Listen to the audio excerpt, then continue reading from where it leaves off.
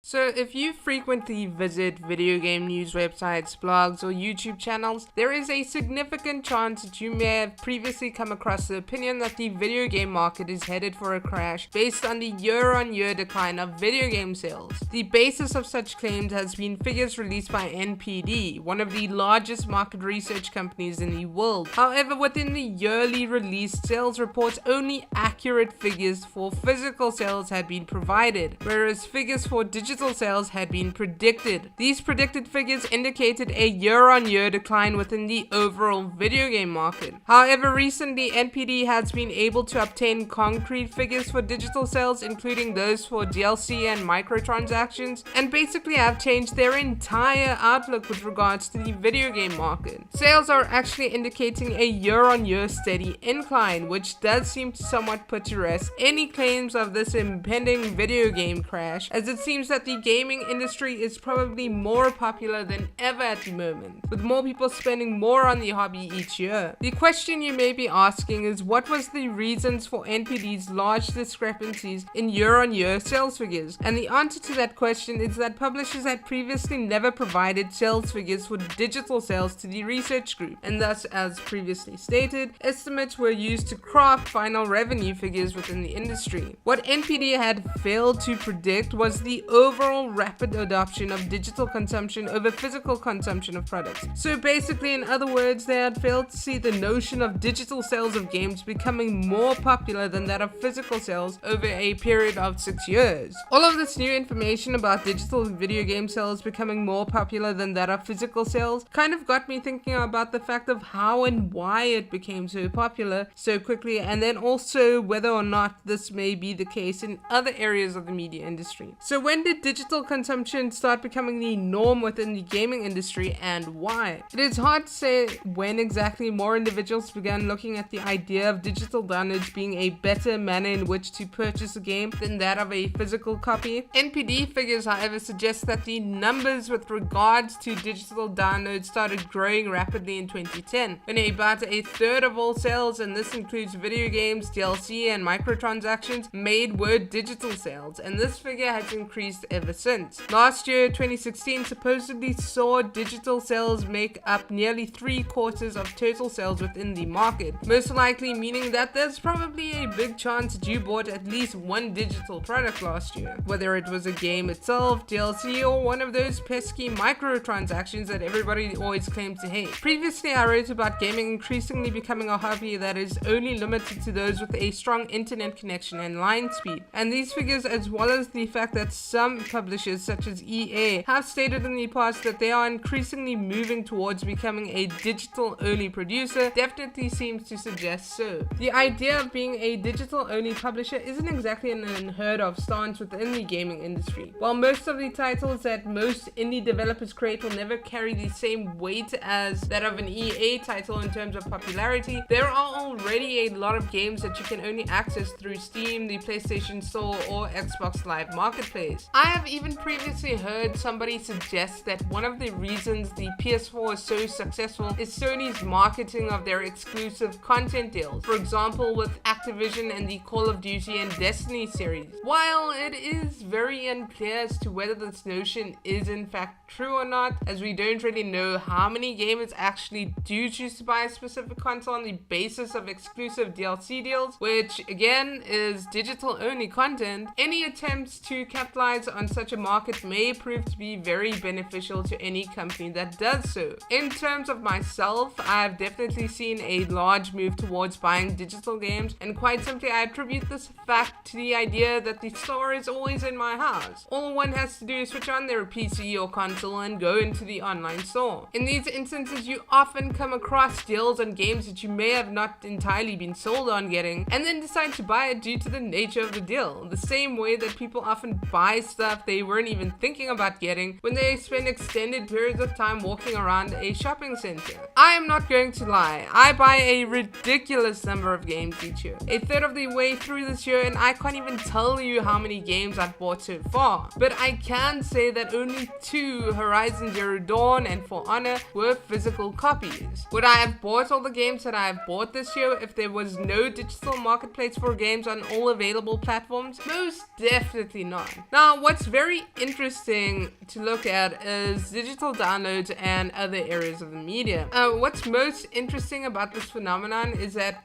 most other areas of media, music, film, television, etc. haven't exactly had a transition that one could deem as successful. At one point, it was quite hard to think of the idea of digital music or film without thinking about piracy as well. This is not to say that people don't buy music or films digitally or that there isn't piracy within gaming, but rather that it seems that instead of the market becoming digital being viewed as a threat to the overall revenue of the gaming industry, it's viewed as an area on which companies can capitalize upon. Perhaps this is down to the manner in which these different types of media are consumed. You can listen to a song on YouTube without actually wanting to buy the artist's work, but watching somebody play a game has historically worked in compelling others to buy a certain game. I say this statement as someone who loves all types of media and engages in playing both video games and musical instruments as pastimes. However, the one particular area that is very interesting with regards to digital sales is that of books, which a lot of sources claim has seen an increase in physical sales as opposed to digital sales, which were very popular at one stage. The common reason provided for this is the idea of screen fatigue, where the idea of staring into a digital screen for any longer becomes deplorable. But then this isn't really a trend that could be seen in the gaming industry or film industry, because you're already staring into a screen for a long period of time in order to practice the hobby. Maybe people will one day just get sick of staring into screens overall. I doubt it though, because we've become overly reliant on our phones and computers over the past few years. At the end of the day, the point of this video is to say that if anyone tells you that the video game industry is crashing, they're spreading around incorrect information, as by all accounts it just seems to keep on growing. Do you buy more digital games than physical games nowadays? Did you think that the video game industry was headed for a crash? Please share in the comments down below. And if you like this video, please remember to subscribe. Thanks for watching, and I'll see you in the next one.